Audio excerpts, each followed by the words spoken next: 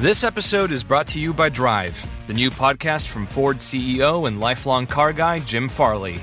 Hear conversations with a few of his favorite people, some famous, some not, but all equally fascinating, as they discuss tradition, persistence, entrepreneurship, what they drive and what drives them, and the ways in which cars tie us together.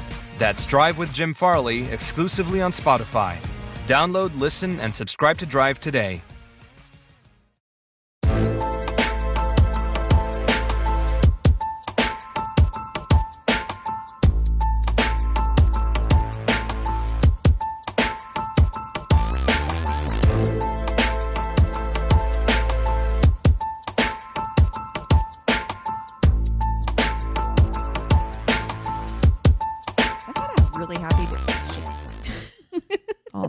Anyway.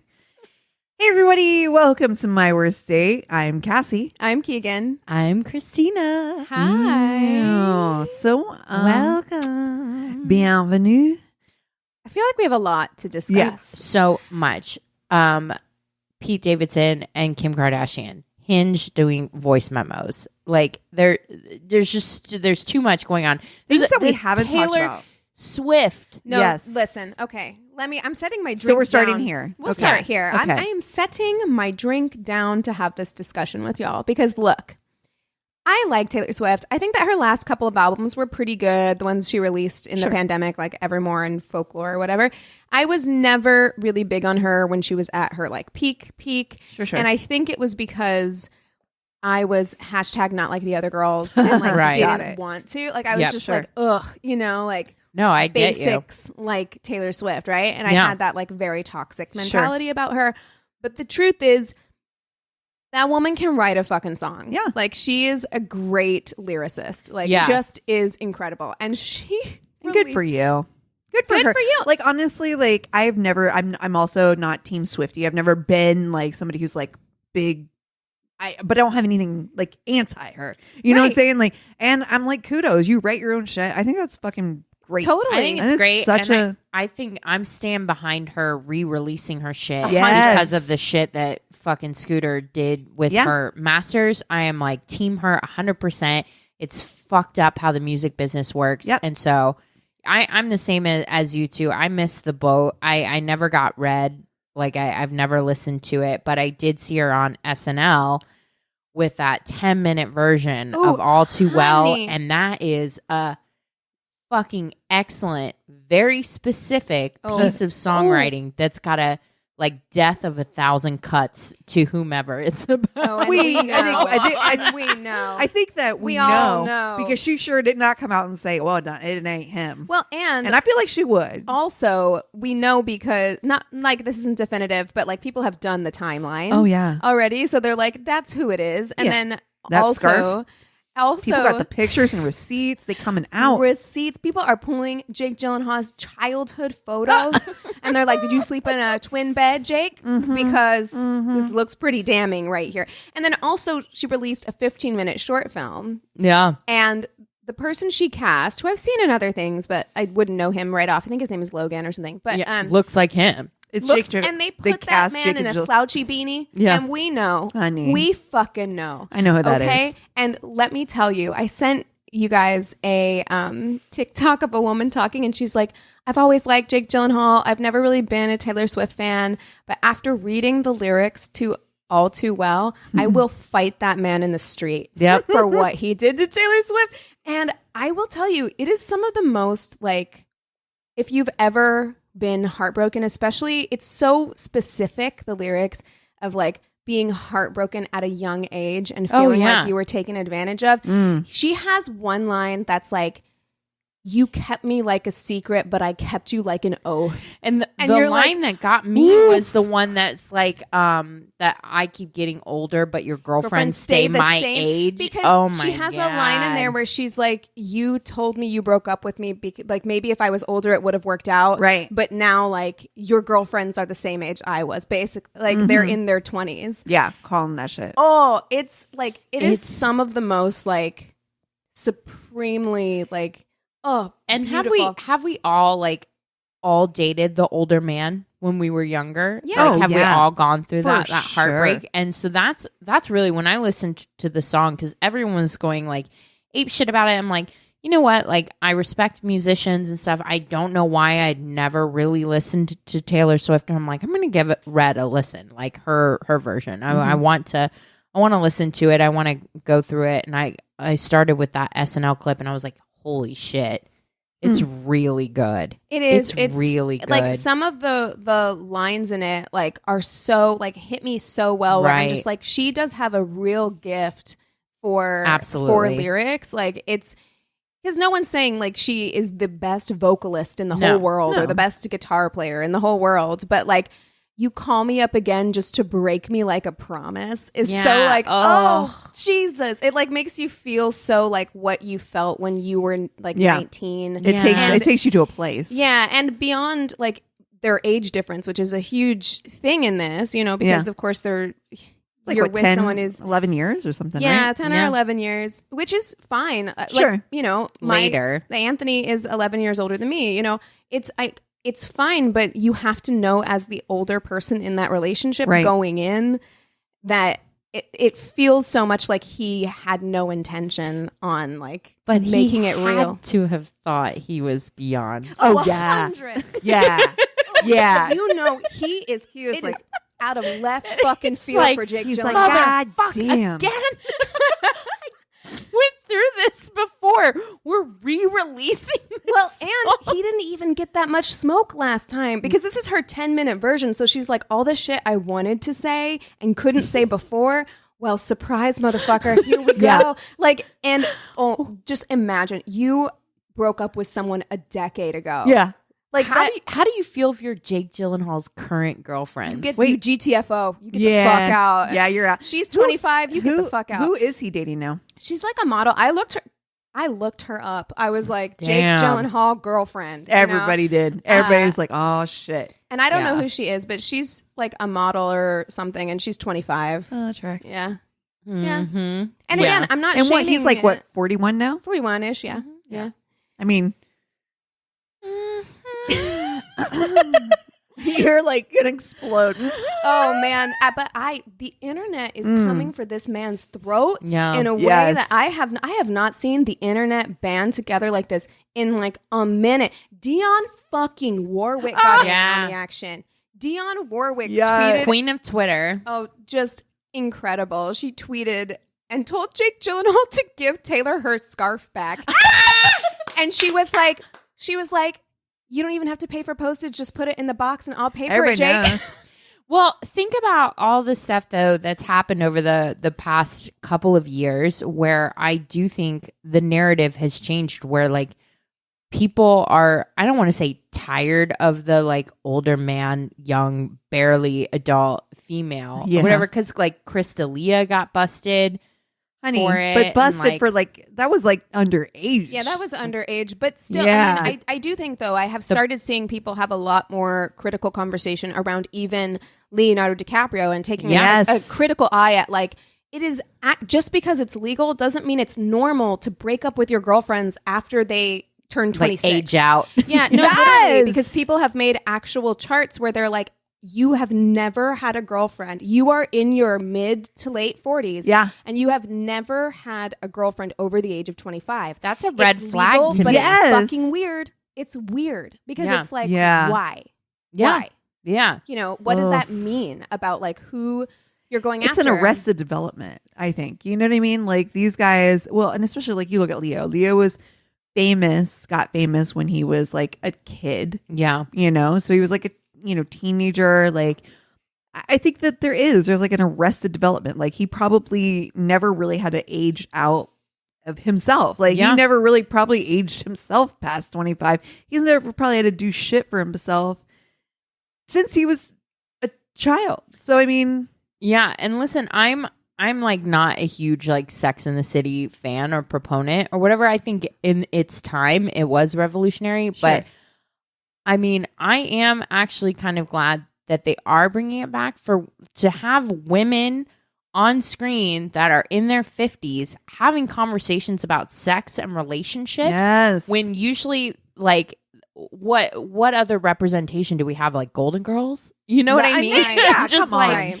you know, to normalize seeing women who are in their 50s or their 40s on screen or whatever talking about things that still matter to them, like sex, like love, like relationships, that sort of thing.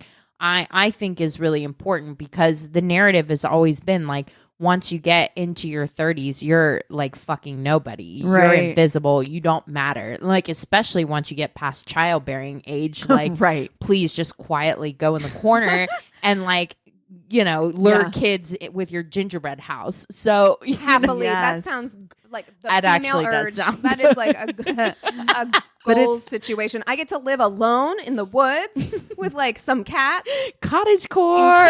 Incredible. I get to have a fucking practical magic middle age. Totally. I love it. You know? I think too, like Sarah Jessica Parker has recently been dealing with a lot of kickback, and she's like, would you expect me to just like fucking stop acting because I got old? Like, I still exist, I'm still alive. Well, would you think I would stop aging too? Yeah, like, she allowed herself to age naturally as well, which like look, man, I have nothing wrong with like Botox or fillers or anything else. I mean, you do you. Whatever entirely. makes you feel good. However, she clearly didn't want to, and like men in Hollywood don't necessarily have to do all of that stuff to continue to work. And I'm sorry, she's still fucking totally bangable. Oh man, and she just did a whole thing for Vogue. And she's gorgeous. She looks amazing, and she looks like she's still got so much like vibrancy, right? Like, and I think that that's incredible. And so like that's kind of the thing where it's just like I have clearly like, again, Anthony's 11 years older than me. Like, it's not like I am straight across the board. Like, it's weird if you date someone who's younger than you. Like, that's not at all what I'm saying. But I do think seeking out women specifically because they are a certain age is weird, and it is a red flag, because why? Like, what does that say? It either says something about you, about like not being able to accept the fact that like the other half of your species ages in the same way you age, or, and this is worse, you're going after women who you feel like aren't experienced enough to recognize your bullshit. Yeah. Like, and that you can control. Right? Because, and so aren't gonna question you. And that's not me shading women in their 20s or young women at No, all. Like, we admit it at the very beginning that we were all those young women. It is readily available for us. I have had a couple relationships with guys that were much older than me when I was, 17, 18, 19 years old. Yeah. And it was a decade, 15 years older than me. Yeah. And me thinking, oh, I'm so mature because right. they're paying attention to me or whatever, and not recognizing now, looking back, I'm like, they're God. paying attention to you because they perceive you as not being as mature. That's why. For sure. Honestly. I think that, and you wonder too, like, how much do they really recognize that in themselves, or is there any? Are they aware? Are they aware at all? Is it just normal behavior? Or are they just like, I only date younger girls because they're not as stuck in their ways, right? Right, but because that's the thing that you too, hear. though. That's the thing that you hear, right? Like, oh, once people are like, they get past a certain age, you're like stuck in your ways, and like, that's gross. Well, okay, it is, but hear me out. People say things like this because like everybody, like, especially if you've been single for a really long time. Oh, I'm stuck in my ways. I'm stuck in the ways that I do things. I don't want somebody who they're stuck in their own ways. So I'm going to date somebody younger. It is gross, right? Like it is like a gross thing to think about as far as like the manipulation factor of it. To me, it feels like I want someone who I can raise in the way I want a partner to be. Of course. And like that to me, that means you're not willing to compromise. It means you're stuck in your ways. That's right. You're not willing to compromise. Yeah. In the way that you need to compromise in a relationship to be a healthy partner. Like, and that is so... listen, everyone listening, that is a red flag. It doesn't matter like your gender. Absolutely. I'm not saying that it wasn't a red flag. I'm just saying I can see how people justify this for themselves. That's the thing that they mentally go through to justify the reasons in which that they date maybe a younger person. Yeah, it's not good. I'm not saying I think we're red giving flag. them the benefit of the doubt. I think a lot of people that's a just you problem. think, If you justify it that way, that's a problem with you. 19-year-olds are hot and like well, I mean, yes, I think that that's a societal issue. Yeah, on where a I'm larger just like, scale. dude, I think, and I've said on this podcast, this is honestly a like, I want to someday have lunch that turns into dinner, that turns into late night drinks with Gillian Anderson. Oh yeah, and etc. Yeah.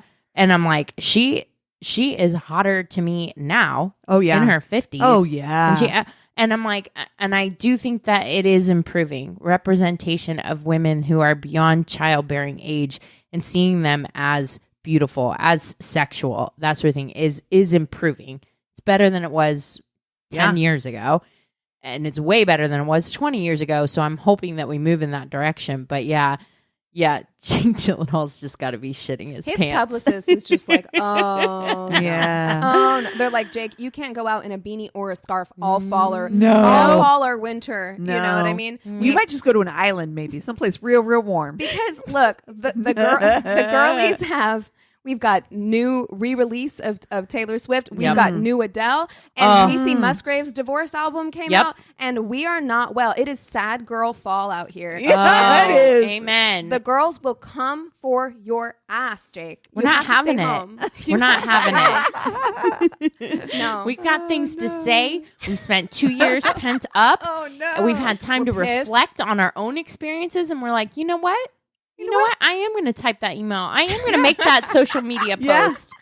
Amen. I told you guys when you guys came over, I have not had Facebook in months. In months, bitch. And did I re-download my Facebook just to take somebody to school today? Yeah. I fucking did. Yeah, you did. Because I was just like, you know what? Look, I have had it. I'm like not doing well. So I fucking took them to church, and then I deactivated my Facebook again. Speak your truth. That's man. where we're at. That's where we're at. Okay? It's 2021 holidays. Exactly. But we're not struggling as bad as the people that are on Hinge right now, dealing segue. with that new. Did you buy audio. that segue? Gorgeous. I did. I used that segue to traverse here in LA, and I'm telling you, I cannot cringe harder at those audio prompts. What? They are. You know what? Whoever came up with that idea at like the Hinge table, like in that, whoever was like in that brainstorming session, chaotic evil. Chaotic evil. Yes. Like they straight up, they were like, you know what? Throw that in there. See what That's happens. not a good look. Yeah. Now, I've seen all the TikToks with the guys answering the prompts. It's not a good look for anybody. No. Anybody. So I don't want to just like throw the dudes under the bus or anything like that. I wouldn't want to do this either. Because I think anything that you say, even if you're trying to keep it light or whatever, it's just not going to land the way you think it will. No. You're having It's a not. one-sided conversation. So what we're talking about, if you don't know, on Hinge, you know, there were a lot of prompts to answer questions. And now you can, instead of just like typing out your answer, you can leave a voice memo of your answer. And I have yet to see one that is good. It's Granted, it's the ones I've seen are compilations, and I'm sure they're picking bad ones, but wow. Yeah. It's truly horrifying. It's really bad. You try to land a joke. Like I've seen it like a couple of ones where like, you know, they've tried to land a joke within, it's like, how do you pronounce your name? And the guy's like, Daddy or whatever. And it's just like, stop. And it's like, no, it's your jokes are not going to land. It's like, what, a 15-second clip that you get to answer whatever bullshit prompts are on Hinge. And it's like, you don't know your audience, who you're speaking to. And it's like, it's everything about it is so cringe. I'm like, how is anyone getting dates? No, I mean, there was that one I played for literally both of you. no one matches anymore. No. No. It's like, No, they're like, oh, and I mean, I guess you know right off if you can't stand the sound of someone's voice, though. I guess, But yeah.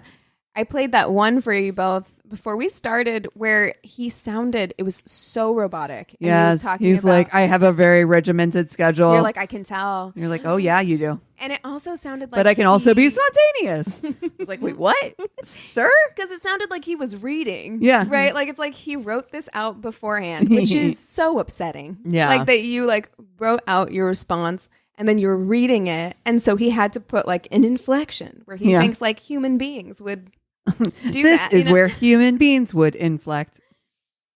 Yeah, it's not good. I hope that they don't roll that over to Tinder and Bumble as well, or some of the other I do not think dating they will. apps. I don't think it's they're gonna go looking at what's happening with Hinge right now, and they're like, you know what? No, this is fine. We don't need that, because that's the thing. When I used to swipe, you do kind of like read things in your own voice or in the voice you imagine them having, and sometimes it works, sometimes it doesn't, and you get disappointed. But I think it gives more people a chance of matching than on the Hinge thing where you're like, oh yeah, no, absolutely not. And voice recorded. I mean, you know how I can barely listen to myself. I'm like, why does my voice sound that way? And then I'm just like, to do that on a dating app, it just is so. Does anyone like the sound of their own voice? No. Does anyone like? Why would I want to expose you to that right away? Like, no, this is why we don't call each other. This is why we don't leave voicemails. Amen. There is a reason. Yeah, and entirely. At that point, it's just like, here's a link to the podcast. Like, thoughts and prayers. Like, you know, you get everying you need to know right there. You know, if you can handle it or not, right? Like, it is what it is. Ooh.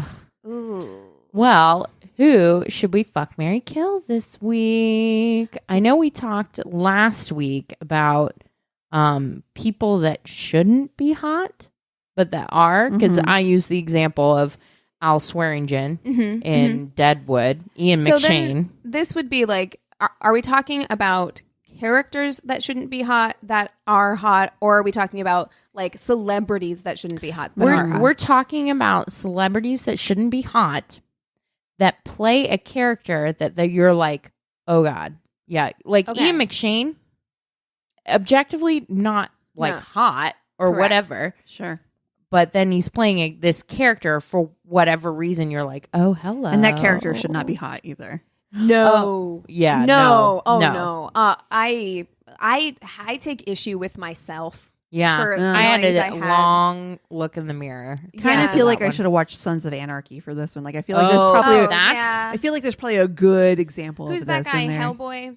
That guy? Ron Perlman. Ron Perlman is in Sons of Anarchy, and it is upsetting. But you are like, I get it. You know, for me, I just started watching The Sopranos. Phil Dunphy came to mind. Oh, ridiculous.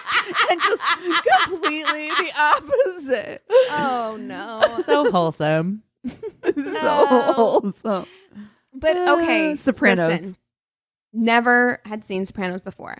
And I'd heard people talk, right? Like, I think there was an episode of Daily Zeitgeist where someone was talking about how they had a sex dream about Tony Soprano.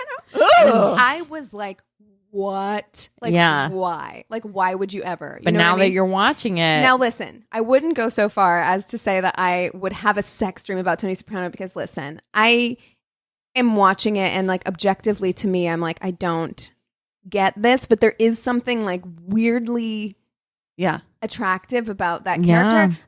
It speaks to how great James Gandolfini is. He was really great. Because you shouldn't, like, he makes that protagonist, like, it's an anti-hero situation. Where it's just like, you shouldn't be rooting for him, but he has like a soft spot and he's going to therapy. You know? Come on. Give the guy a break. You know? So that would have to be mine. Okay. I think. And I'm not happy about this. Okay. Do you know who you're going to do? I think I'm going to do one based off of just solely the idea that I came up with earlier, because I haven't seen the show. I've like watched like one episode, but Steve Buscemi from Boardwalk Empire. Yes. Yeah. There's some, it's just the power thing, right? Yeah. A little bit. But he's also, he's not as like rough as Tony Soprano is. Yes. He's definitely or Swearingen. This is a very we're on a scale of roughness. Yeah, yeah. Like he's definitely like a fucking criminal, an anti-hero or whatever. And he's also Steve Buscemi. So you got a lot of things working against you in this character. I love Steve Buscemi. I love Steve Is he Buscemi. conventionally attractive? No, not even a little bit. No. Not even a little. No, Angel. Angel.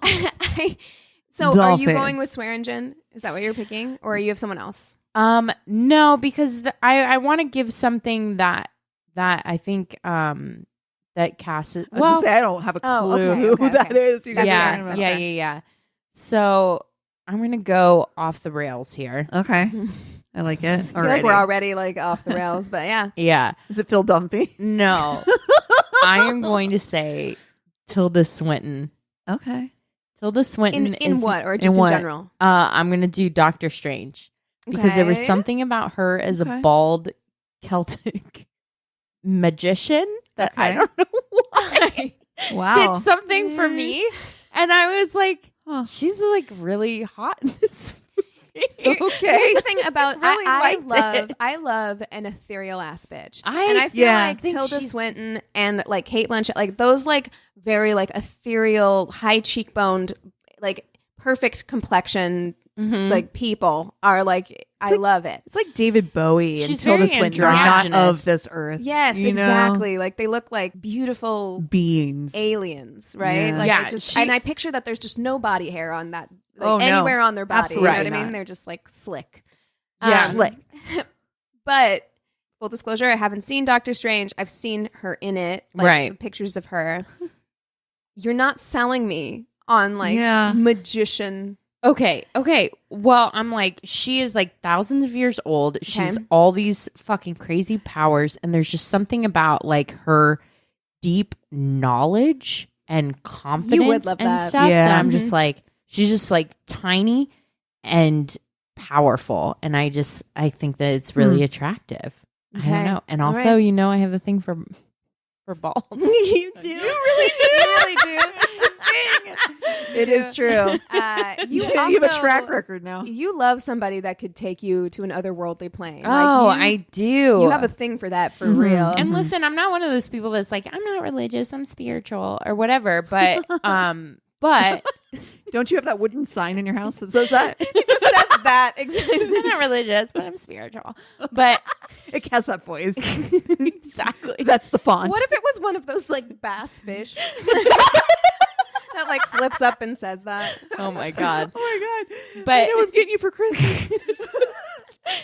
But it is very much that there's a lot in this universe I don't understand. And it's like her character in that is like controlling a lot of aspects about I'm like, I feel like I can learn some shit. I could get on board. I could get on board. And I'm like, that was the first time. Listen, I've seen Tilda Swinton in a lot of things. And I'm always like, she's great. She's a great actress. But in this movie, I have to be honest, that I was like, oh, hello. Oh my It's God. the bulb. It's the bulb. Truly.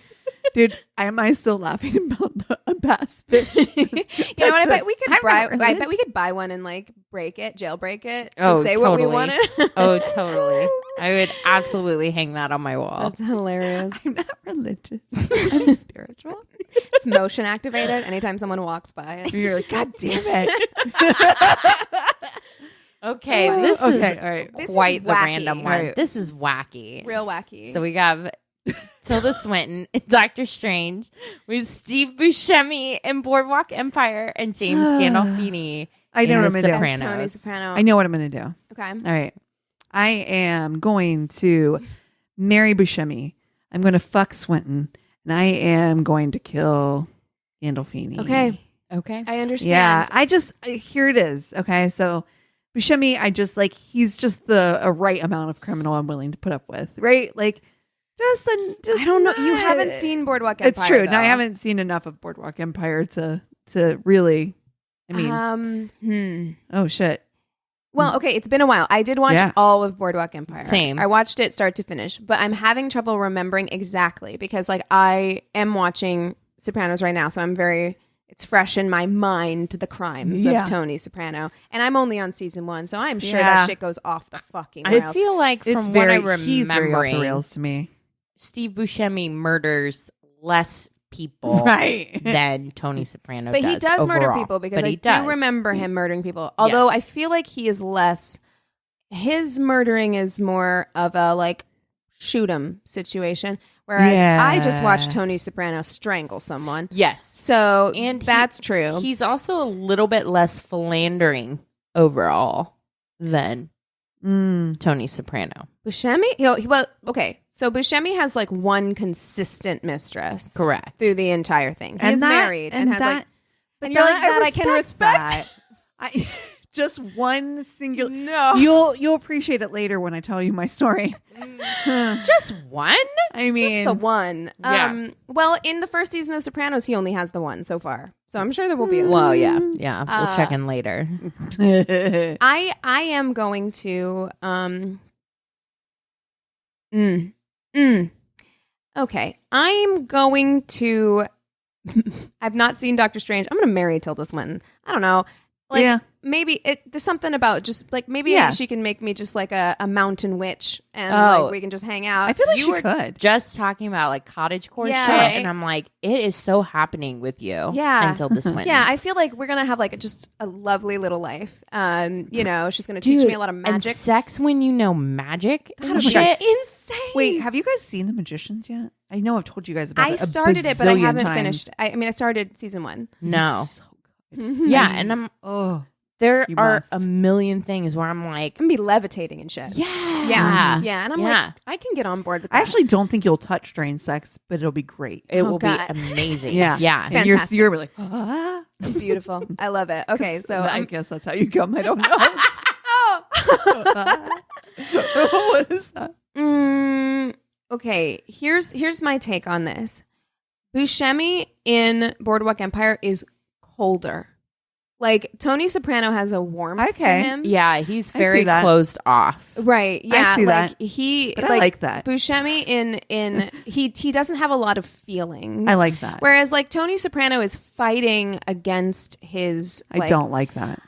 Personality No, wise. and I think that's fair. Well, but here's the thing. Here's what I'm gonna do. All Okay, right. okay. I'm actually gonna fuck Buscemi and I'm gonna kill Tony Soprano. But if I had to pick, if it was just between those two to marry, I would much rather be married to Tony Soprano. Even Got though, it. like, He is in therapy. he's in therapy. He has a conscience. Whereas, like, Steve Buscemi in Boardwalk Empire might straight up be a psychopath. Like, he doesn't show remorse at all that I can remember. Well, I cannot wait until you finish Sopranos, because even though Tony Soprano is in therapy, he's still most definitely a psychopath. Oh, Yeah.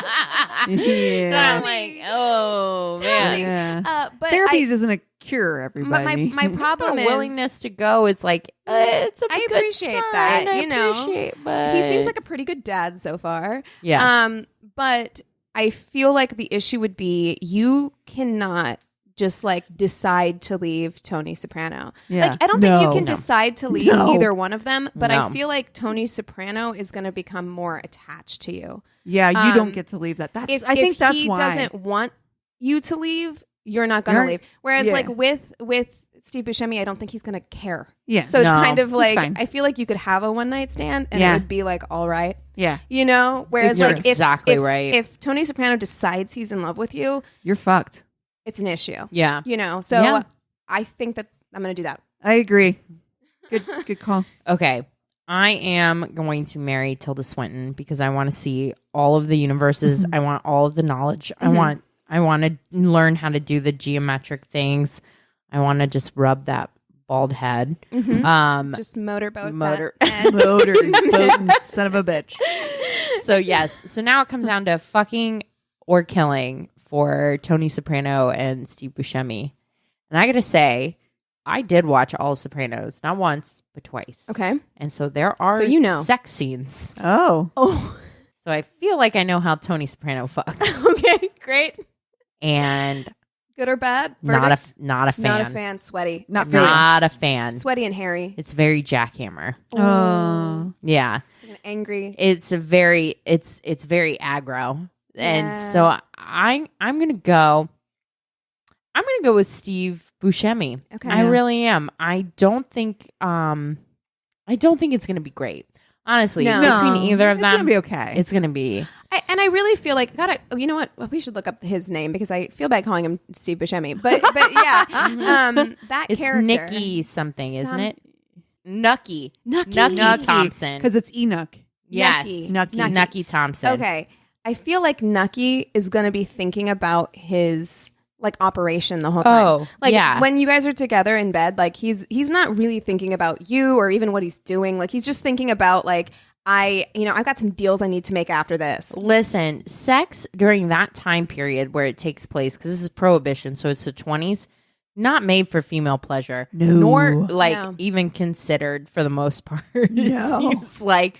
So I just have a feeling it's just like when they like just in and out and Sound done. effects. And so then I get to go be a flapper somewhere else, and it's like it'll be fine. Yeah, But I mean jazz time. At You're in least, you know? You're in Yes. Charleston your way right out of there. I know I'm gonna Yeah. paint, Actually, paint I my just- knees, and I feel like it's very loungy, right? Like I feel like it's sitting around in a silk negligee. Yeah. With a cigarette on a long like Yeah. holder, right? Mhm. You got like one titty out because I feel like they Yes, always of course did. you Like, do. You're in like a Of course silk, you do. silk robe with just like one boob. Yeah, it's like a nightie. Yeah, Just with No, house I'm- slippers. down with it. Fucking bathtub whiskey or Yeah. whatever. Yeah, no, I'm a fuck Buscemi. I'm gonna kill Tony Soprano. Yeah, and I also feel like Buscemi will pay for your lifestyle. Like if you're his mistress, like that's what he did. Didn't Yeah. he? He just like Yeah. bought a house for her and was just like, "Here's your mansion." Yep, You know, so Love it. all right. Love to see it. love Yeah. it. Yeah. Well, that was a journey. Yeah. It Very was. random. We do have a new patron Oh, that we need to shout out. Yes. We just recorded the video. Yeah, so for that'll her be too. coming your way soon. So we want to give a big thank you to Rachel Shopka, or Chopka. Chopka. Rachel Chopka, thank you so much for joining us on Patreon. We are so happy to have you. You joined our soulmate tier, so we will be sending you all of your rewards soon. So be on the lookout for all of those. We do have some new Patreon content coming. We actually shot a taste test video today. So Yes. I'm still drinking my regret from that video. Same. So much regret. And we also have some other bonus content coming up later this month. So look out for that and let us know if you have any suggestions for FMKs or Tainted Love stories. Yeah. Well, thank you. And let's take 5 and we'll come back with stories. Sounds good. Cox Panoramic Wi-Fi includes advanced security to help protect all your connected devices. You'll get real-time alerts. Oh, like this one. So you don't have to worry about malware. Or when your kid downloads a song from a shady link. And now all your computer can play is... Red color, where are you? all blocked. Thanks to advanced security. Included with Cox Panoramic Wi-Fi. Advanced security must be enabled in the Panoramic Wi-Fi app. Restrictions apply. I'm an adventurous person, but I'm also a careful person. We want to get out there, but we also want to make sure we're safe and our loved ones are safe. Good thing there's the OnStar Guardian app. Safety services right on our phone. We can get roadside assistance. We can share locations with friends and family. We can even get help in a crash in any vehicle on any motorcycle. Finally, something both sides of me can agree on. Adventure safely with the OnStar Guardian app. Download today from the App Store or on Google Play. Be safe out there. And we're back. All right, Cass, kick us off. Okay, I guess. I guess I will. I guess I will. I met a guy on online dating in an area I was considering moving. We chatted for a few weeks before finally meeting up. This was during COVID, so we agreed to meet outside and go for a walk. He asked me to meet at his office. When I was almost there, he let me know he was going to meet me out front and just pull up front, and we'd head out to hike a trail nearby. Our first outing went really well. He was funny, kind, and intelligent. The conversation just flowed naturally for about 3 hours. I gave him a ride back to his office, and we agreed to meet up again the very next day and walk around a small touristy village nearby. We met out front of his office again. He explained that he had friends visiting and that he had lent them his car to drive a up to a nearby city for a couple days. We stopped to grab food, and he'd reached for his wallet and realized that he didn't have it. He had left it in his car, so I paid for lunch. It was another great day of conversation.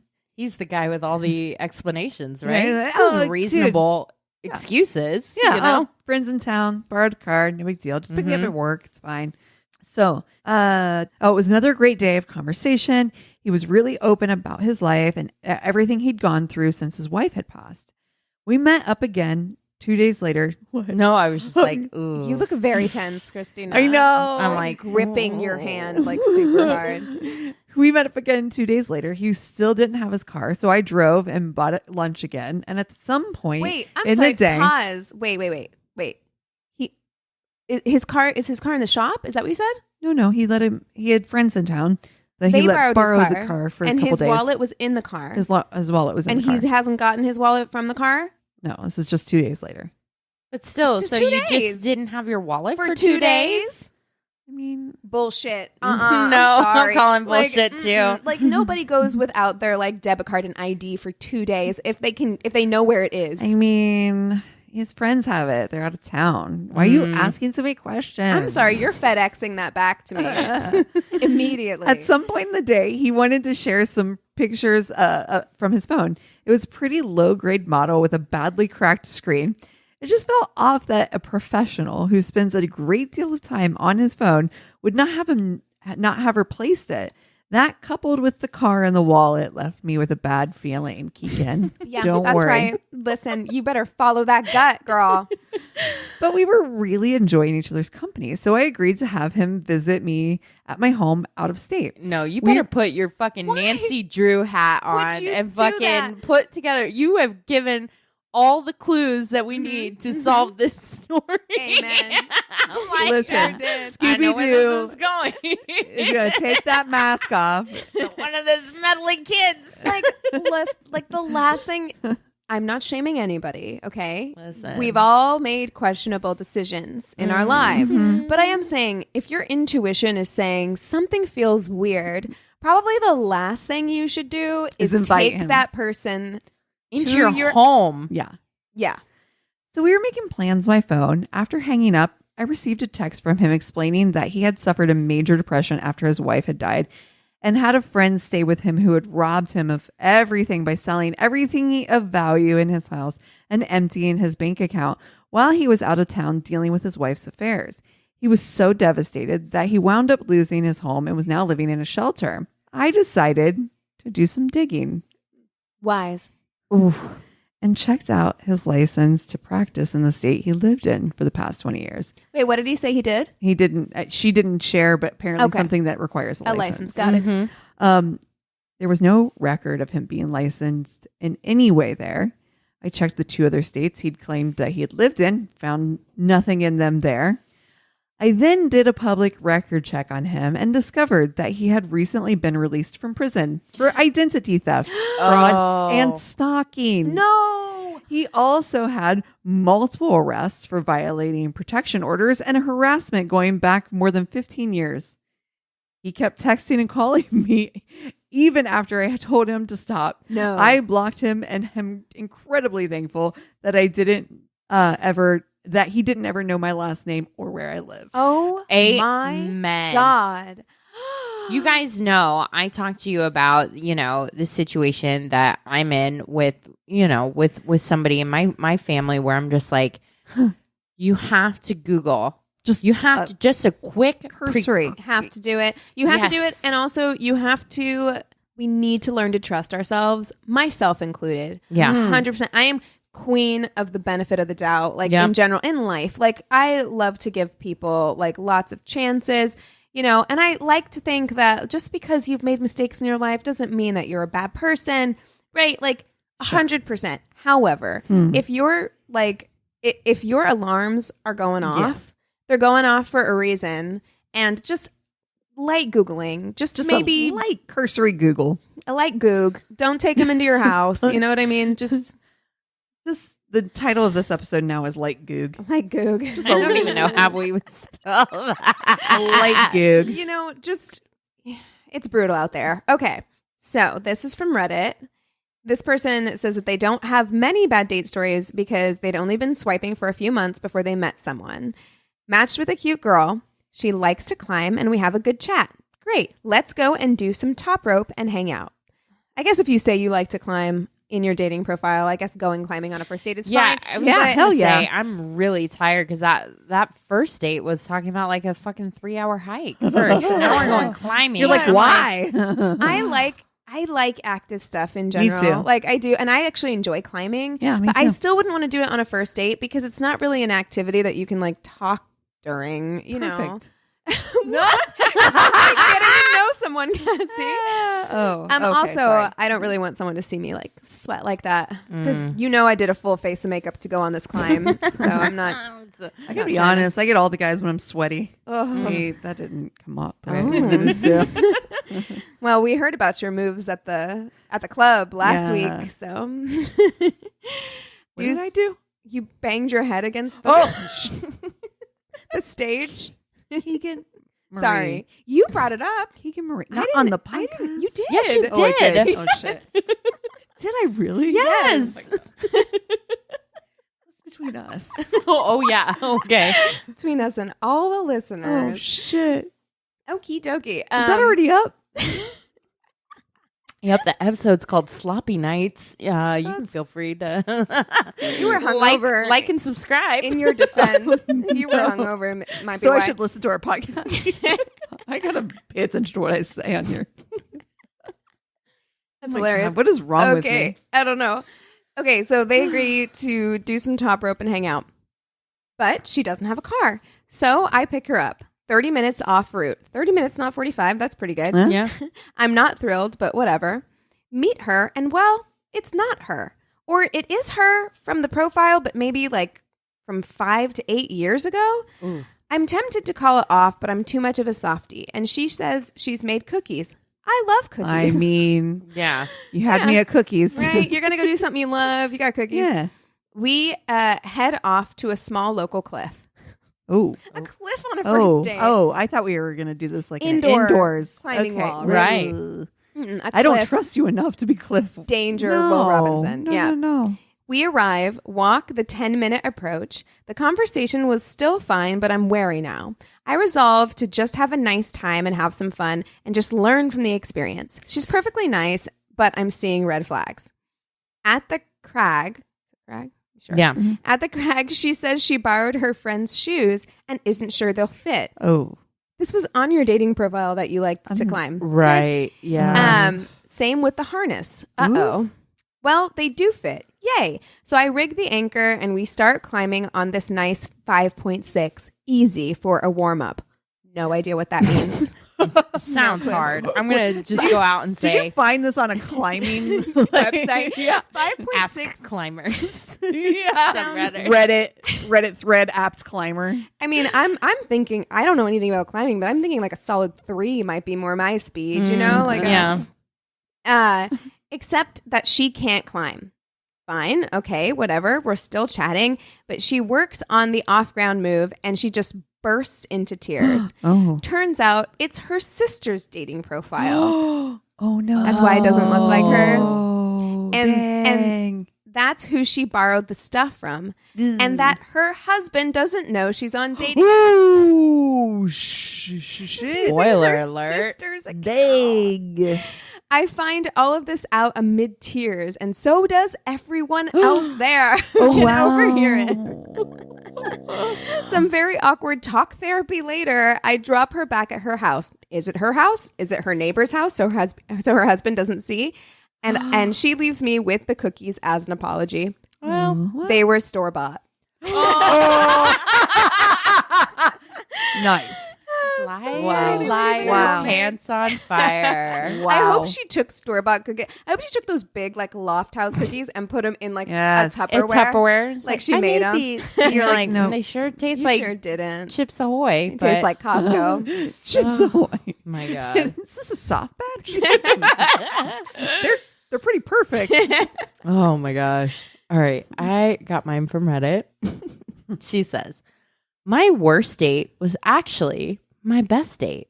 Okay. Started talking to this cute guy on an app.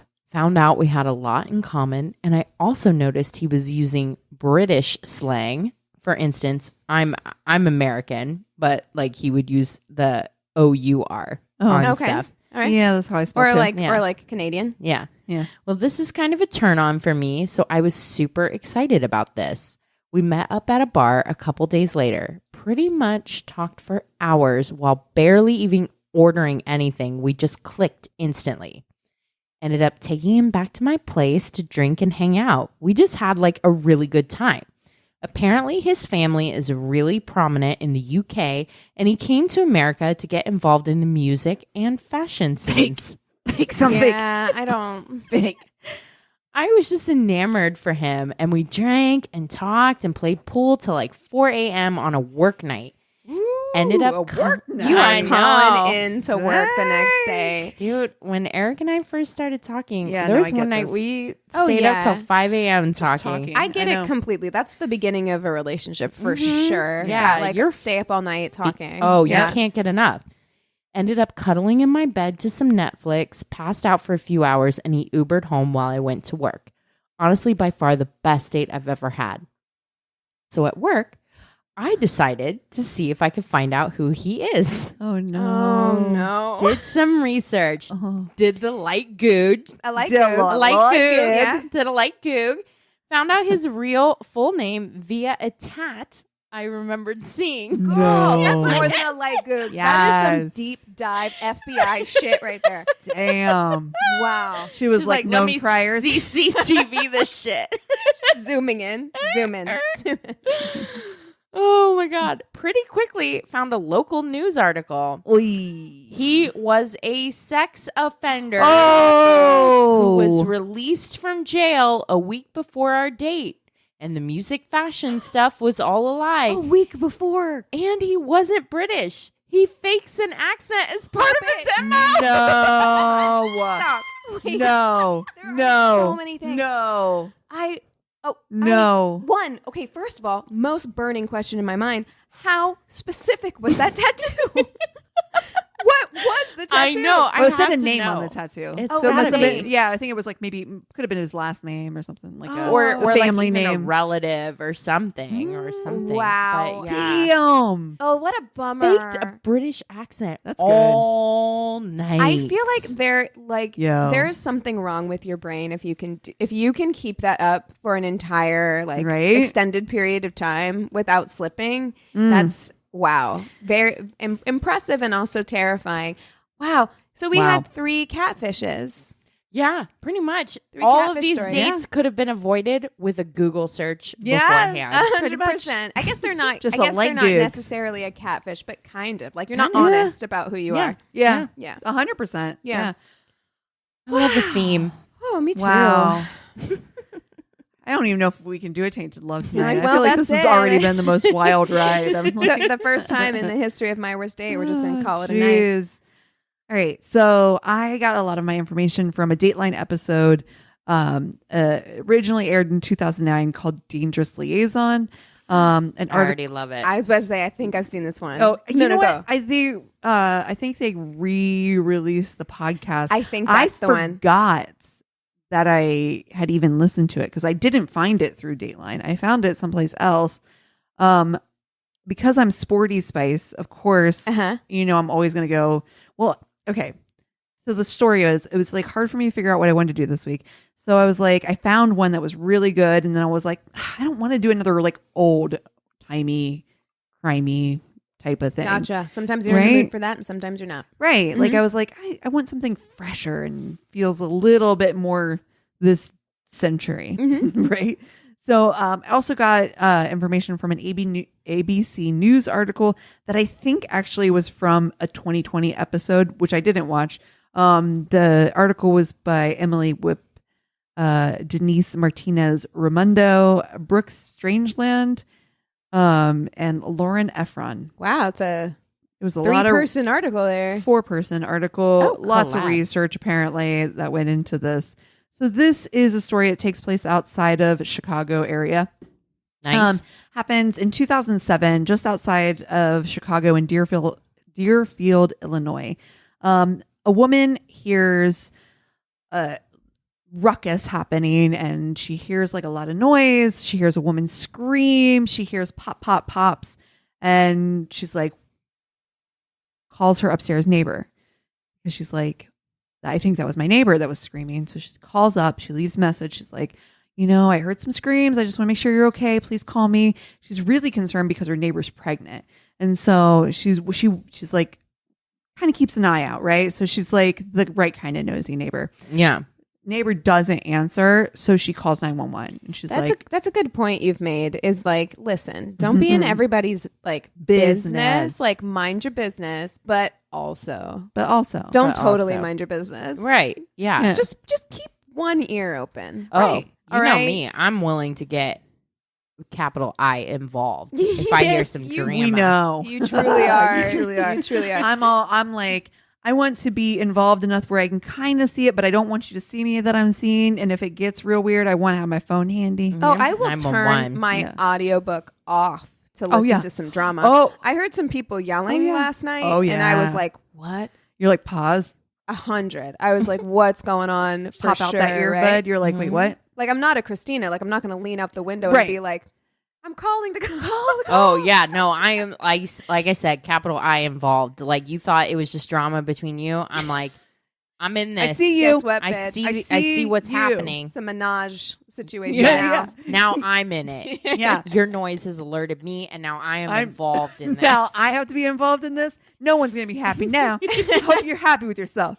If I can't be happy, you can't be happy. No one is. No one's happy. All right. So they call the police, and the police arrive to Ronnie Ryder's house.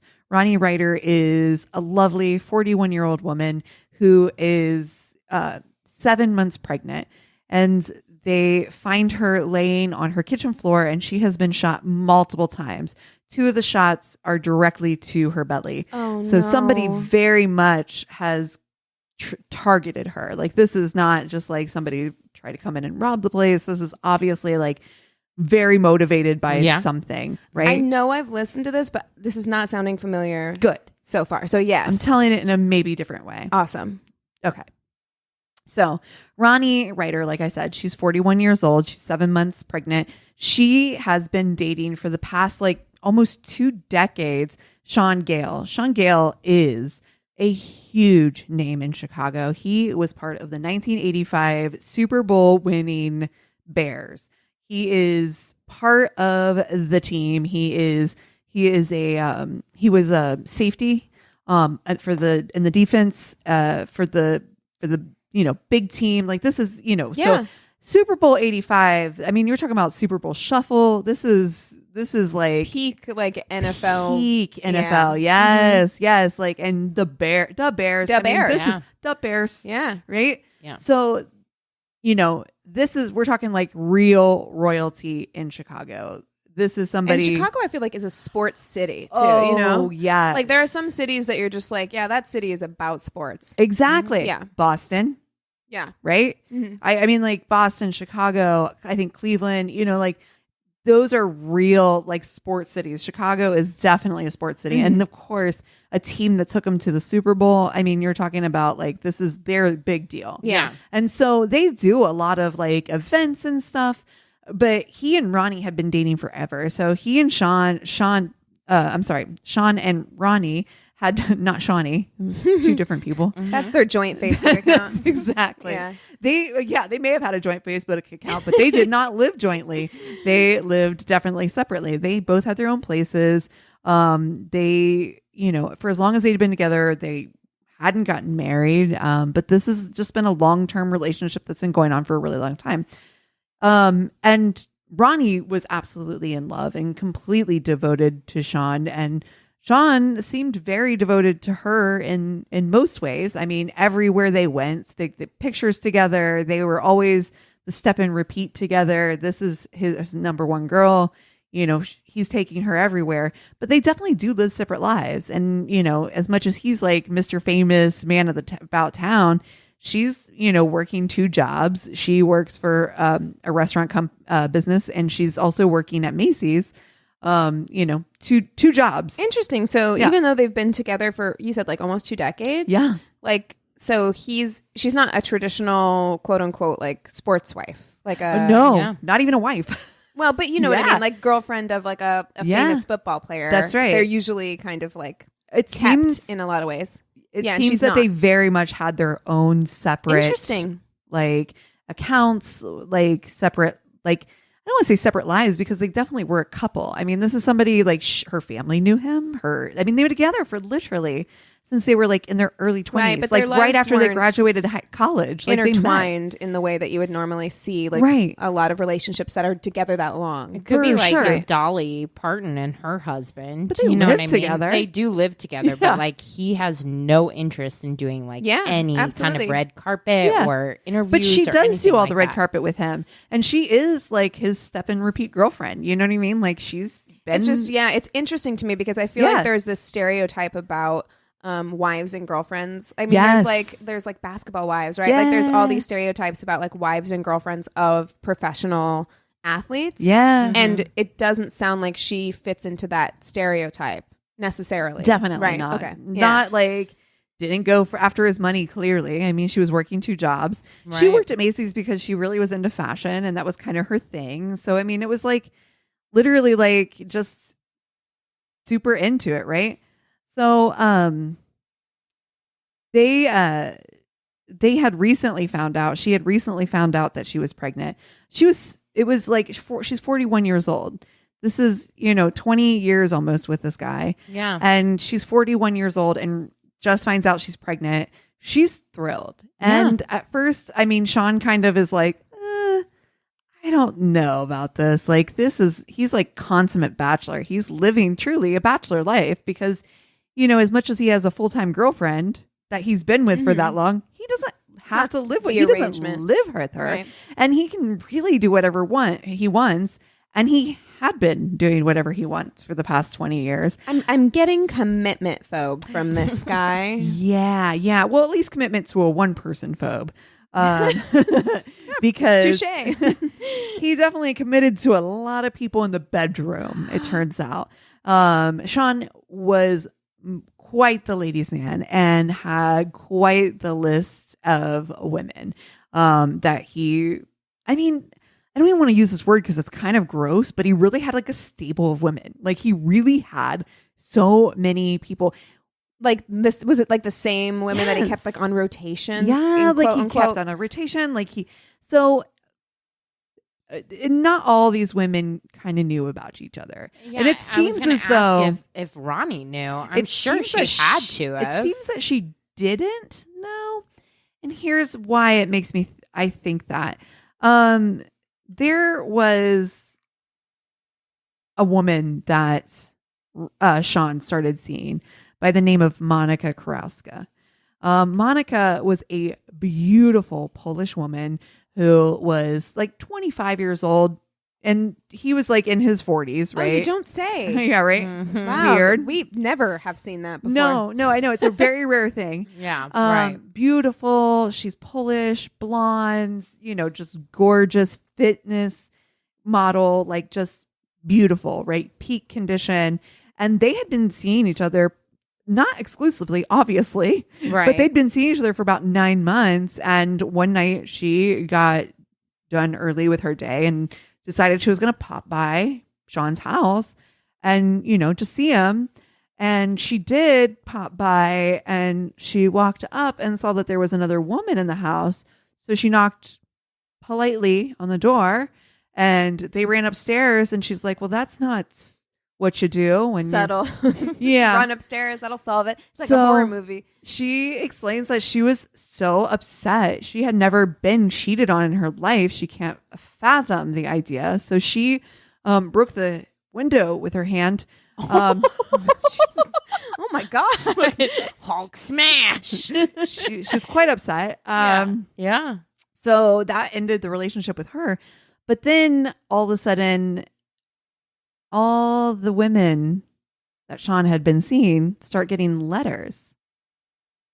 Oh, nothing ever good happens from a letter. These letters come. Not these days. With very broken English, basically stating, you think you're the only one who's seen Sean. here's a list of 18 women who have also been seen. Sean. 18? Damn. So it's a literal list of the women he's been seen and has been in his rotation. She did her homework. She did her homework. Ronnie got one of those letters, but more importantly, Ronnie's mother got one of these letters. Oh. Smart. Ronnie's mom's like, excuse me? No. Not my Ronnie. Not my little Ron. No. Mm-mm. And Ronnie's mom was like, please don't call her Ron. I think Ronnie's such a cute name. I think for it's a fucking girl. amazing. Not the father of my grandchild. Yeah. Yeah. And so Ronnie's mom was like, excuse me, sir. And he was like, oh my God, that is not true. This woman is a completely, like, she is after me. She's been stalking me. Don't worry about it, ladies. Don't worry about it, Ronnie. Don't worry about Ronnie's it. Mom is giving him all the side eye right now. But Ronnie's mom. But they've been together for 20 years. And this woman is just a crazed fan who just happens to be just really, really in love with him. So it has to be that. And so Ronnie is like, or Sean's like, forget it. I am taking her. In fact, I'm so mad about this. And this is how much of a crazed fan she is that I'm going to go to the court and get a protection order against her. And he does. He goes to the court because he's like, okay, lady, you broke my window. You are now sending letters to all these people. Well, I mean, that is fair. Like, she did destroy your property. Yeah. I mean, there's reasons for it, right? Well, at the same time, another woman on the list gets a letter. Her name's Marnie Yang. Marnie Yang. Marnie Yang is like a wannabe fitness model. She's kind of got her hands in multiple bags too. She's also been seeing Sean for quite some time. They had met at one of the conventions that Sean was at, where he was with like one of the Bears promotional things or whatever, signing footballs and whatnot and sense, right? And she happened to also be in real estate. So they had met up because he'd wanted to do some real estate deals. While his girlfriend, who's pregnant, is working 2 jobs. He wants to just throw some money into real estate. Don't even get me started on that. I'm sorry. Like, if your girlfriend of 20 years, who's 41, is pregnant and she's working 2 jobs, I do kind of have an issue with that. And you have all of this expendable income that you're going to throw into the business of someone else, another woman. No, I'm sorry. Like, probably without consulting Ronnie. I'm well, certain. Of course. Why would he? He doesn't need to consult her. Why would They're you not consult married. your partner of 20 years? They're not married. They don't even share a house. Okay. But also at this point, I'd be like, Ronnie obviously can like hold her fucking shit down. Yeah. Honestly. Yeah. And it's like, take the best thing about that relationship with home dude and be like, boy, Deuces. bye. Yeah, legit. You know what I mean? That's true too. I've got this on my own. I've had this on my own for 20 years.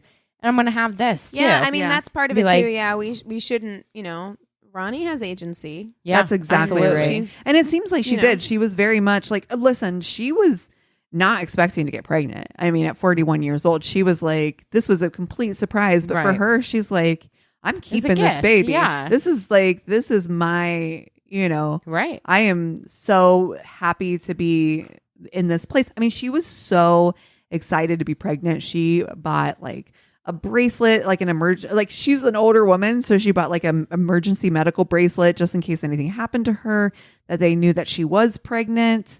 Yeah. Like she was really, this is like her chance. Right. Yeah. So this, it just sucks. It makes me so sad. It's terrible.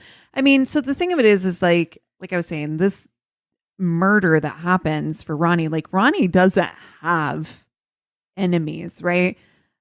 So the police are like, first of all, first and foremost, they're trying to find out who Ronnie is right away. And one of the things that they found in her purse was this letter written to her with all these women on it. And so they immediately are like, oh, her boyfriend is Sean Gale. Mm-hmm. Well, Sean Gale is like I said, a player, Chicago royalty.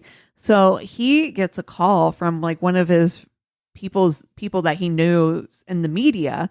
And so he calls the police department, and it's recorded because he's like, hey, I just got told that I'm a suspect in something. He's like, I don't know what's going on. He's like, I heard there was something happening in Deerfield. That's where my girlfriend lives. He's like, does this have something to do with Ronnie? Is she okay? The police are like, no, Ronnie is not okay. And she, you know, he's like, I'm headed to her house right now. And they were like, do not go to her house.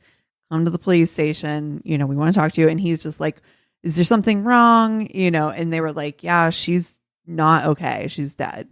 And he just like breaks down on the phone. Like he is definitely like crying. Like he is upset. Right. But of course the police are like, okay, you're crying now, but let's see. Right. Yeah. I mean, the astronomical percentage of murders of pregnant women when it's like the 7 father. months. Yeah. The father. Especially when the father is kind of maybe not really going to be that involved. Yeah. It absolutely makes sense for the police to be like, yo, we need to speak with you immediately, if not sooner. The statistics around murder for pregnant women is devastatingly high. Like if you look at those statistics, it is deeply upsetting. Yeah. So, God. So they are, of course, suspicious, right? Because why wouldn't you be? This is the boyfriend of, you know, this woman. She's pregnant. They don't live together. There's lots of questions. Right. And, you know, of course, we're not sure how happy he was that he was having a baby, right? But they do search Gail's home. So they're like, you know, we're going to want to take a little look-see at your place, right? Yeah. And they do find that actually Gail had actually been, you know, buying baby stuff as well. Like he even had a baby naming book that he'd been, you know, so it seemed as though, not that he was taking a turn, but it does seem that he was accepting that he was going to be a father and like somewhat excited about it. Like that he was like, you know, I don't know that it meant that they were going to get married, but I do know that he was like preparing himself for this next role in his life, right? Okay. So they do a search of Gail's house, and they turned up, you know, a few things. But one of the first things that Gail said was like, "Hey, you guys might want to take a little look-see at Mana Karowska. She is somebody that I had to file a restraining order against. This woman is very much been like coming after me, has been sending these letters to, you know, women that I know or had been with or whatever, like, and, you know, there's this list of like 18 women who also could possibly, that's true. So all of those women are actually possibly going to be a suspect too. Oh, Lord. So of course they're, you know, they talk to her. She's like, I actually had an appointment that morning. It wasn't me. I was with she's a trainer. Yeah. She was like, I was training a client. I was with him all morning. The guy corroborates the story, but they were like, okay, they corroborate it. But I mean, we don't know how close they are, and this could be a lie. Listen, like her breaking his window, out of line completely. Right. Like you should never. We talked about this on the last episode. Don't love it. Do not be breaking people's like property. No. Her writing letters to all those women. Yeah, I'm not mad at that. I'm actually not mad at that because I'm just kind of like, why shouldn't you? Like she was misled and she was hurt and she's like, I wonder if these people are misled also too. Misled. I feel like it's the I'm same give thing. You the information. People do that all the time when they find out, you know, stuff, and then they go on Facebook and they Facebook message someone else. And I don't know that it's always going to work out well you for a coffee pot as well. It's not necessarily going to work out well for you, right? Like, right. However, I don't think that there's anything inherently wrong with telling them. Like, I don't think there's any. So I don't know. I don't think him trying to. Yes, okay, breaking of the window, very bad. But besides that, it's him trying to paint her as being like unhinged is. Maybe I'm wrong. Maybe the story. Maybe she did it. Okay, but I don't like the idea of just like she's unhinged because she reached out to my 19 other women. You know, right, right, bitch, please. You know, like, no, you deserve that, motherfucker. Yeah. No, I totally agree, and it seemed as though there was that there was also some other things that made them feel like they were being harassed. Like things that were like happening kind of under the radar as well. I don't know the levels of the extent of all of the things. Sure. But when they did a search of Sean's house, they found his computer. They went through his computer and they realized that his computer had been hacked. And so they were like, well, this is really weird. It looks like your emails have been hacked and that like people are like, somebody's been like looking through your emails and going through your stuff. And it looks like it's this Marnie Yang who is on this list. This is somebody else you've been dating. Yes, see, now that's an example of something that's inappropriate. Totally. I mean, now There that we you go. talk about Like, it, like, you know, that does feel inappropriate. Maybe don't hack into people's private computers. Right. Like, that's not chill, Marnie. Yeah. No. Yeah. Marnie. Marnie. Not chill. Sweetie. So Marnie Yang is, like I said, she's this, the real estate agent. They've been making, working on some deals together and stuff, but they definitely had started having a sexual relationship. And it seems as though, like, to her friends, she had been telling them, like, oh yeah, I'm seeing Sean Gale. Like, this is my boyfriend. And when the police asked her about it, they were like, no, I mean, like, like, he's not my boyfriend. Like, I just see him and whatever sometimes, but we just be seeing each other, but we're not like, serious. I mean, I've seen him, but I don't know him. Well, know him. But they did know each other in a biblical sense and quite often. And, and they were like, that's weird because you're literally, why are you researching house emails? And so they start to get suspicious of Yang and they're like, okay, we can't get a warrant. There's nothing really to go off of other than this is just weird. And so they do a little free search of her trash bins because it's on the curb. It's not hers any longer. Public. It's public property. So they do a little search of her trash bins. And in the trash bins, they find some receipts, literal receipts. I bet they do. Yeah, they did. Literal and metaphorical receipts. Look, let me tell you, I would love, it's gross. Yeah, but I I would want to. love to go through someone's trash. Oh, because God. the stuff you could Not learn. me. I want to snoop because I'm just like Like, do I get gloves? Mine Yo, is, yeah, mine gloves is all just the that way. old salad box that I bought at the beginning of the Yeah. week thinking I was going to have salads. You're not. And then it's didn't. just Raw all the salad. lettuce that turned brown and mushy in your crisper drawer that you bought 3 months ago. Yeah. And then you ordered takeout for like 6 days in a row. Yep. Yep. Yeah. Yep. Oh, I've had that salad. But you Yeah. learn a lot about people. Yeah. by what Well, they they throw did. They found that in her disgusting trash bags, she had also, through the receipts, they found that she had bought some background checks on everyone that he had been dating. How much money did she spend on that? That's a lot of people. No, but she I mean, did. you can get a subscription for like $25 a month where you get Christina like knows. unlimited. Well, I know because I did it while I was dating. Oh. I subscribed to a site where I could put someone's name in to see if there were any any jail time, court time, anything like that, Smart and just girl. put their Yes. name in because I'm like $25 a month is Yeah. worth it for me to spend. And this is not a light Google. This is a subscription. This Right. is a full Google. This is a full Yeah, Goog. they have your credit card information. It's Yeah. Exactly. So yeah, no, No. it's as cheap as $25 a month. So Yeah, there you go. all right. Well, all right. Well, she did a full background check on all of the people that she had or that Sean had been seeing, right? Right. So they are like, interesting. They also found a receipt for a book on how to make silencer. Oh, You bought a book? You bought No, she bought two. Two books. Yeah, 2 editions. Oh, two Um, editions and of she a also- paperback. She also had a Home Depot receipt in which she had purchased the items in which to make a silencer. oh, Marnie. So they're like, you know what? Marnie. We should probably talk to her at the police station. Go ahead and come on in, Marnie. Let's have a little chat, little chatsy chat. And she's like, oh, the silencer book. That's so funny. Yeah, actually, I got that for my kids because my kid has What? my kid has a science fair or like a project coming up, and it's about noise, deafening. And she's like, I'm and they're sorry. like, Imagine you're a teacher Yeah. and your student comes in with that science fair They're project. like, bitch, I put a seed in a cup for a science fair Okay. project. That's No, what I'm like. you cannot. styrofoam cup. Like, no.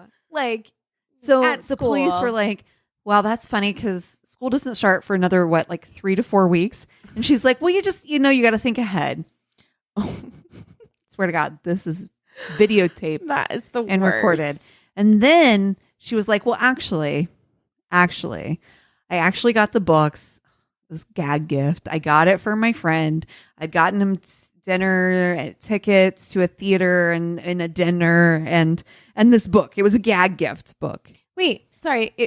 I'm sorry. You can't just change your story. Like, was it a science fair project or was it a gag gift? Also, it was a gag gift. I love it when people think that they can come up with an excuse or like outsmart the cops. It's like, of course I love it because then we get to solve crimes because they're all like so stupid.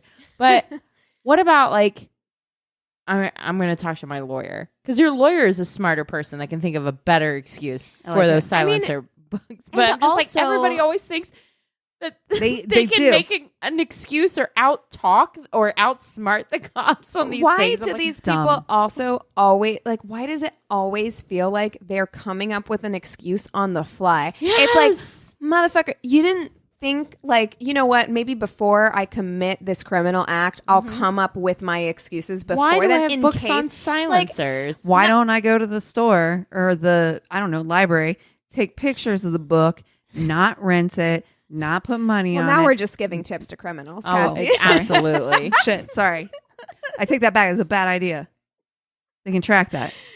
I'm just saying, clearly none of these people are us because, like, we would have T to B, like, had all the scenarios figured out. No, dude, what are watch you doing? a fucking Dateline episode. Just Marnie. listen, just one day. On, This just is one. This is Dateline.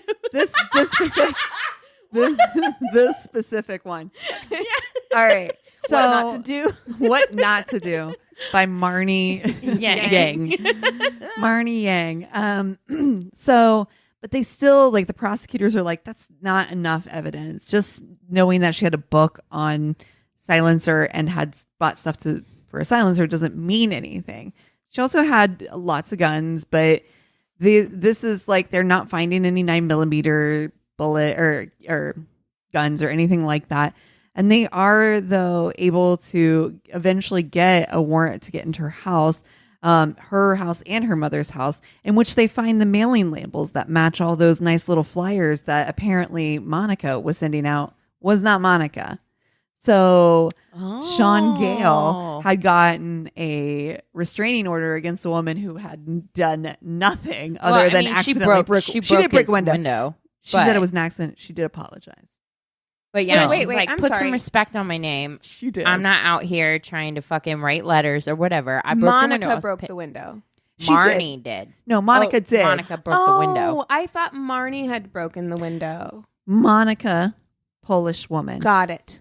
Broken English. See, this but is what did not happens when write you the have too letters. many girlfriends. I'm it's so true. sorry. I cannot keep them straight. Got it. Monica is Monica's living her life now. She's like, I was pissed in the moment, but I'm hot and 25. 100%. Yeah. Like, literally, they interview her, and that's almost exactly. She's like, yeah, no, I was mad at the time. It really was an accident. She's like, I just literally I was very upset, and I just lashed out. I was knocking on the window. I got too hard. I was very strong. She's like, yeah. I'm a trainer. I'm very svelte. Very, very strong. Yes. Yeah.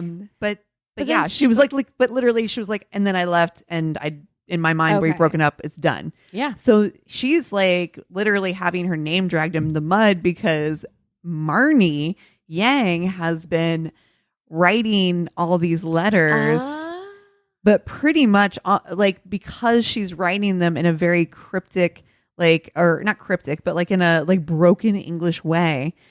The way she was able to do all this is because she's literally been breaking into Sean's emails. So she had seen how she had written emails in the past. She knows her writing style. She knows like everything. She's done background checks, so she knows everyone's addresses. Like, it's a lot. It's a lot. It's a lot of work. Extra. It's so extra. So they find the mailing labels. So they quickly are like, we're pretty certain that this is, the person who's been sending it, right? So still the prosecutors are like, there's not really a smoking gun here, literally. There's no real evidence that she is attached to this murder. Mm-hmm. So the prosecutors are just like, have you looked through like everything? And she's like, what was her story? She was at home with her son. She had spent the night before with Sean. She was with Sean the night before. She had gone home. Marnie. Yeah. Marnie. Okay. Yeah. Yes. Monica gone. Yeah. She out. Mm-hmm. Marnie had spent the night with Sean the night before this murder happened. Her car had broke down. But by the time she got home, her car broke down and she was stuck at home with her son. Her son had to stay home from school. So that was her alibi, right? Mm-hmm. So they were like, okay. So the prosecutor they're like, did you look to see if she had a rental car or anything like that? And they were like, well, her cell phone was at her house. It pinged off the towers in her neighborhood. She was there. So they were like, how else could she have done this? So they did. They had just recently gotten the ability to be able to search for rental car vehicles and found that she had a rental car in her name that was dropped off at her good friend Christy Passion's house. But this story has everything. Christy Passions. Christy Passions. It really feels like a Lifetime movie. Christy name. Passion is not spelled that way, but it is. It is in my awesome. head. It is. It is in my head. It is. It Yeah. is now. It is now. It's a Christy with an I. Yeah, And a K. T-I. Yep. Oh, CHRISTI. Yeah. Passion. I would like to tell you what Christy does for a living. Guess. Just like one wild guess. Sex therapist. So close. Not really, but still funny.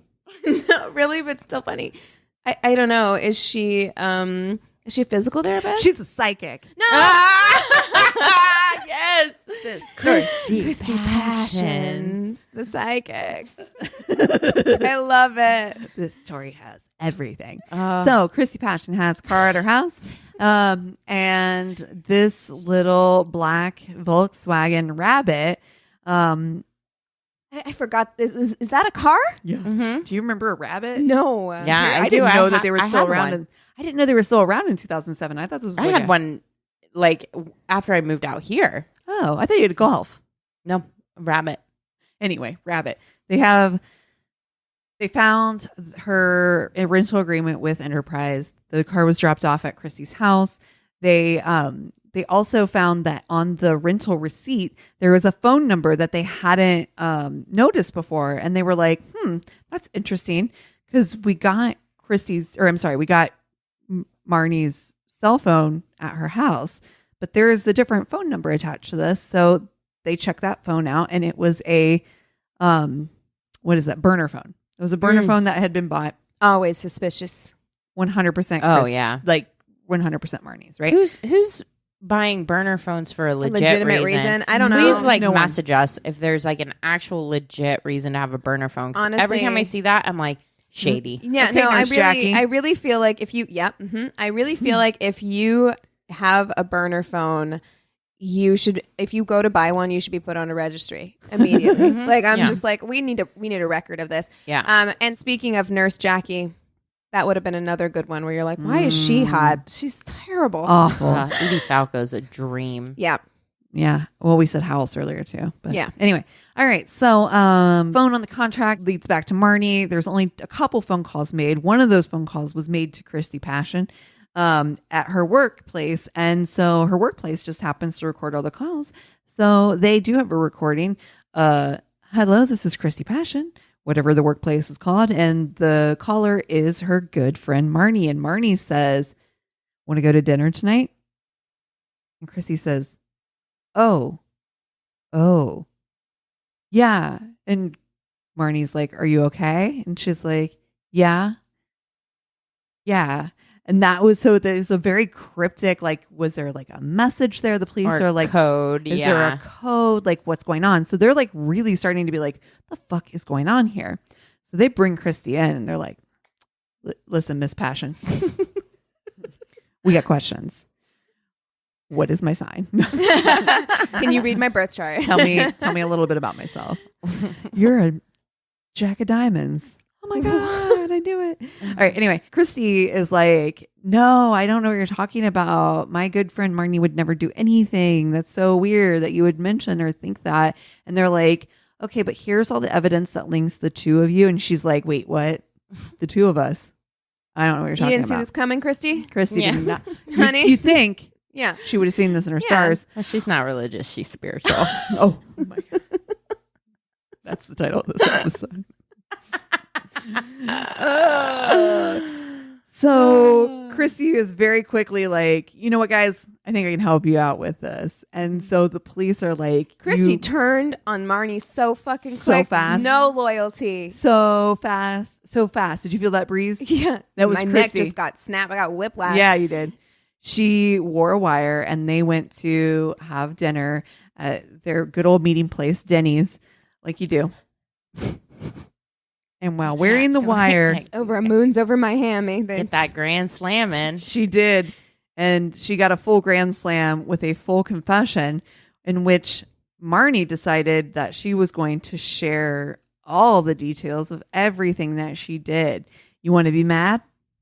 The people in the complex where Ronnie was murdered said that they saw somebody running away, dark skin, glasses. She did not. Yes, she did. No. Oh, no. She darkened her skin. No, she did blackface to commit crimes. Oh, no.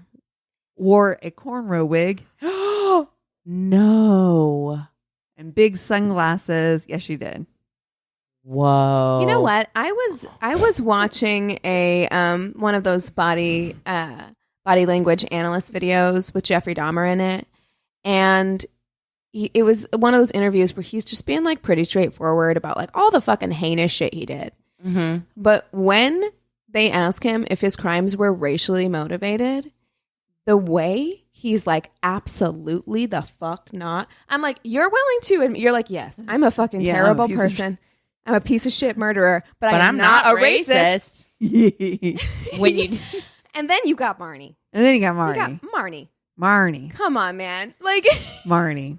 Well, Christy also very quickly, not only was she like, I'm going to wear a wire, I'm going to get you the goods, but she's like, let's take a little tour around the city because I also know where she dropped all the shit off. She was like, it was this dumpster and this dumpster. And then she was going to get rid of her jumpsuit. And I said, don't put that in the trash. Why don't you go ahead and donate that? And here's the donation box that she dumped it. And I also remember going to go to this one place and dig up a place.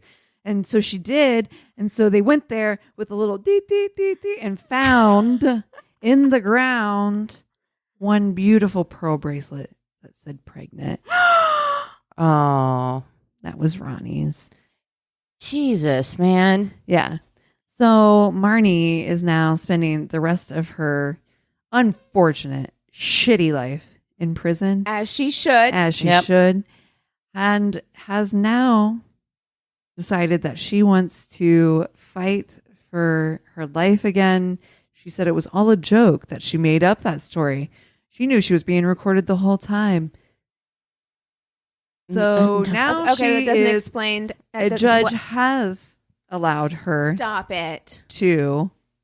Has allowed her to, this was in 2019, has allowed her to pursue the option of like trying to see if she can come up with, basically they're like, yeah, sure, you can try to come up with enough stuff to get yourself out of this, but it doesn't mean anything right now. It's just a matter of like, it's not like she's going to get paroled. It doesn't mean anything. It's just kind of more of a, we'll allow you to pursue this.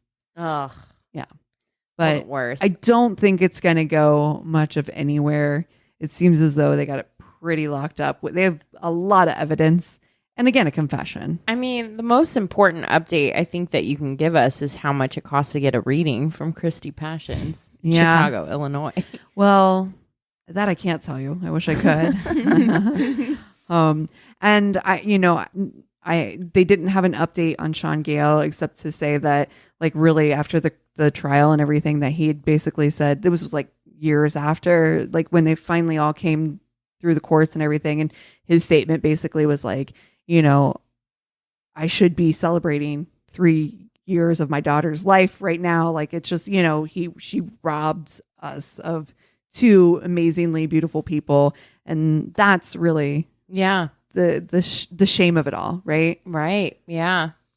Awful. Oof.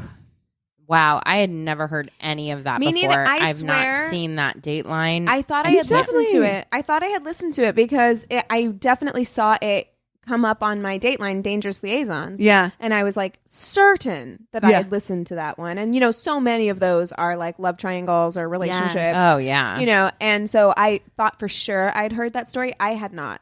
You know what's funny is it showed that I'd listened to it. I didn't remember it. So That's I also don't know possible. if you do what I do, which is sometimes I'll be like working and just kind of have it in my Playing. ear. Cleaning. Yeah, in my ears.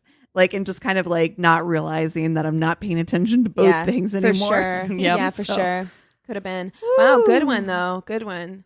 Oof, that is a classic Tainted Love. It in was. the most like traditional sense. Yeah. Wow. I was pretty sure that was coming back around on Mr. Gale.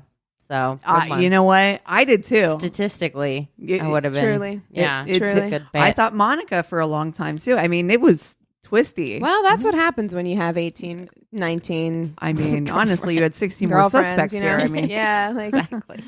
Well, what are you watching?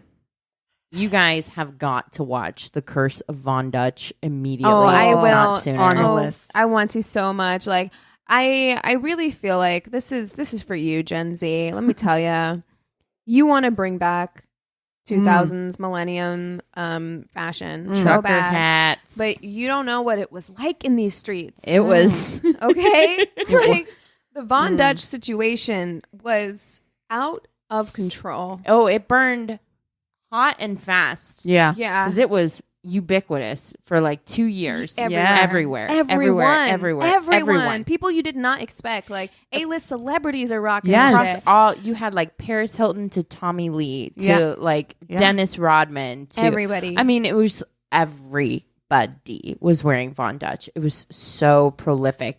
But the story behind I it, literally no clue. I'm so excited. I had no clue, none whatsoever. Oh, There don't tell are me. twists, there are turns. It's also just a well done, well paced, perfect amount of time documentary. It's in, it's out, it's great. I can't recommend it enough. It's very Awesome. entertaining. I'm nice. I'm into excited. it. I'm into it. Well, I've been watching The Sopranos, which I feel like I've already talked about pretty extensively. So yeah, you will be probably for the next couple weeks. Right? I will, yeah, because we are on the deep dive. But I read something. Ooh. Okie dokie. Was it spicy? Yes.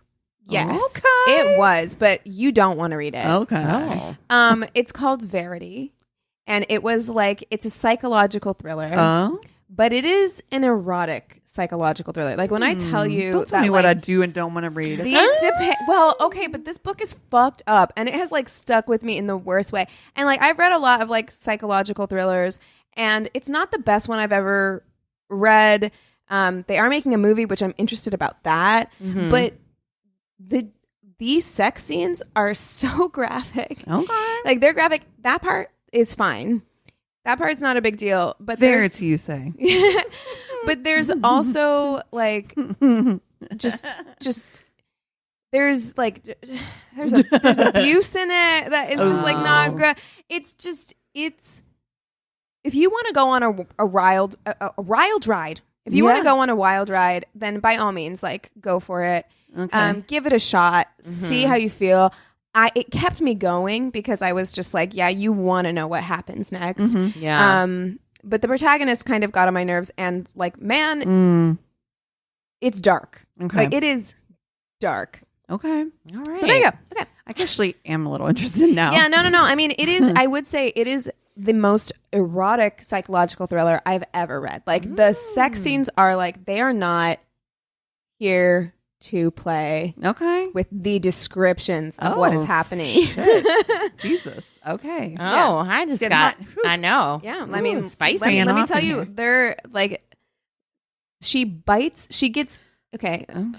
She gets eaten out so good she leaves teeth marks in the headboard. Oh. So Okay. there you go. Do with that what you will, listeners. Verity. Okay. Okay. As All right. recommended by Keegan. Don't you put my name on that. Don't you dare. Verity by Christy Passion. Yes.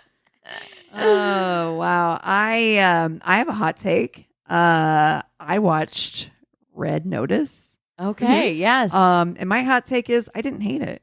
that is a hot take. I know. You love like a I do. an action movie. I love not thinking. Yeah. I love being entertained. Yeah. And I was. And I didn't mean to say like that. Like that sounded like I was like, yeah, you love not thinking. That's not all I meant. Like, oh yeah, that sounds very you. No, but at the same time, it's like you watch like movies that are like Oscar contenders and go into that, but you're not of any. You're the type of person that's going to watch Red Notice and not like think, oh, this is going to be up for an Oscar or whatever. Yeah. You're able to appreciate a movie for the lane that it's in. Exactly. It's the Instead same of trying way to put them all in the same lane. Exactly. It's the same way that like I can enjoy like a cheeseball romantic comedy, and I know that I'm watching a cheeseball romantic comedy, and like that's what I'm watching, and I'm here to enjoy that. Yeah, Boss Baby is not Sophie's Choice. No, 2 different movies. You can enjoy it. You're allowed to. Yeah. You know what I think is underrated? Enjoying not allowing people to enjoy what they like. Yeah, absolutely. Yeah. And I think it was the best movie ever made. Do I even think it was the best movie in that genre? Not even close. But did I find it enjoyable? Did I go into it thinking, oh, this is going to be anything more than what it was, which was just an enjoyable movie? Like, I literally am like, when people are like, oh, it was awful, I'm like, what did you think? Right. I literally want to know, like, what did you go in thinking you were going to watch The Departed, and then you were like, that 100%. It's not that. Of course, it's not. No, it's not. Yeah, it's just like light. Yeah, and, it's campy. It's got fucking Ryan Reynolds in it. Oh well. Hey, you know it's going to be just a little campy. It's Ryan Reynolds and The Rock. Yeah, Dwayne Johnson. I mean, like you got what you paid for. Yeah, it was good. I mean, it was good for what it was. Mm-hmm. I didn't feel the need to diagnose it for more than just being just a. Yeah. Well, good. Yeah. Well, hey, if you guys have something that we should watch or read, or if you have stories, please send those holiday stories our way. Go to our one-stop shop of a website. It's myworstatepodcast.com, and we love you so much. Cheers.